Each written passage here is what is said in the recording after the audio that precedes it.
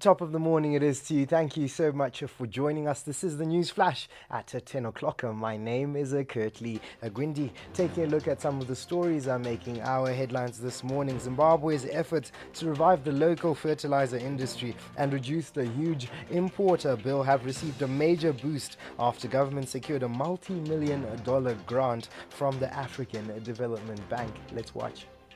We have a facility. A facility was approved to the tune of 25.5 million US dollars at African Development Bank, which seeks and which entails the support of food production in Zimbabwe. Component number one is to ensure efficient supply of agricultural inputs, especially seed. In more news, villagers from Beitbridge West are forging ahead with rural horticulture projects, which have become a dependable source of their livelihoods.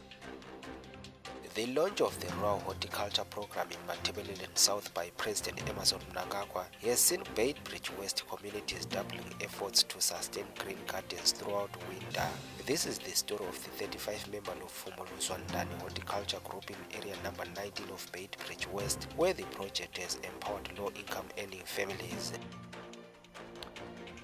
Now, the Zimbabwe Energy Regulatory Authority, also known as ZERA, has further reduced fuel prices for the third consecutive week, in a development expected to have a positive effect on the cost of living and the economy in general.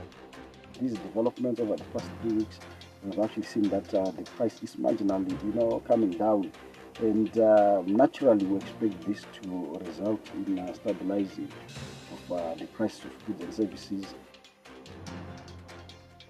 Taking a look.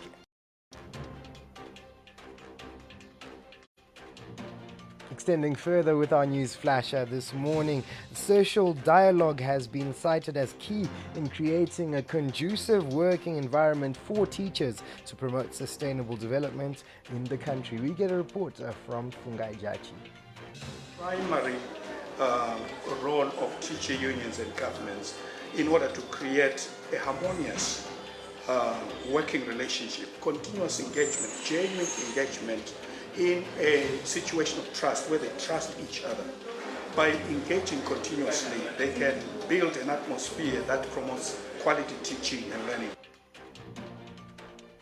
We take you to Chiredzi, where the Air Force of Zimbabwe has handed over a clinic to the Chiredzi community under Chief Nerongwe, in a development that has brought relief to locals who have been traveling to long distances to access healthcare services.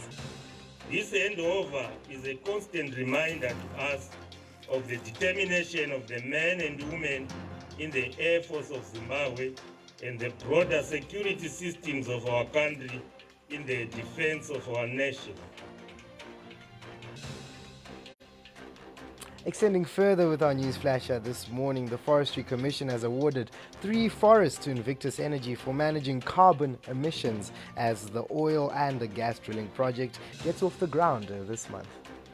Since they are exploring for oil in Zaraban, which is a process that will be emitting gases into the atmosphere, and specifically being carbon dioxide. So they will be offsetting these emissions through conserving forests under the RED Plus project. In more news this morning, the Kenya electoral body says all is ready for the elections penciled for the 9th of August 2022. Kenyans will elect hundreds of representatives, including senators, governors, MPs, and the East African nations' next president. Some other factors like security, we cannot risk taking these ballot papers by road. So basically, we have outsourced our service transporter, and they'll be transported by air. And as we wind up our bulletin at 10 o'clock this morning, we take you to the world of sport, where the Zimbabwe national cricket team, the Chevrons, have been transformed into a competitive unit by the new coach Dave Horton, with the team qualifying for the T20 World Cup and winning a T20 series against Bangladesh for the first time. I've seen these guys play before in franchise cricket, and they've got extremely good skills. All they needed was someone to unlock the door that would make them use the skills out in the middle. And that's all I've tried to do by freeing them up. No admonishment for bad play, anything like that. Get out there, be positive, take the right option every time and think clearly. And that particular sports report bringing us to the end of the News Flash at 10 o'clock. Do join me again at 11. I am Curtly Gwindi. Good morning.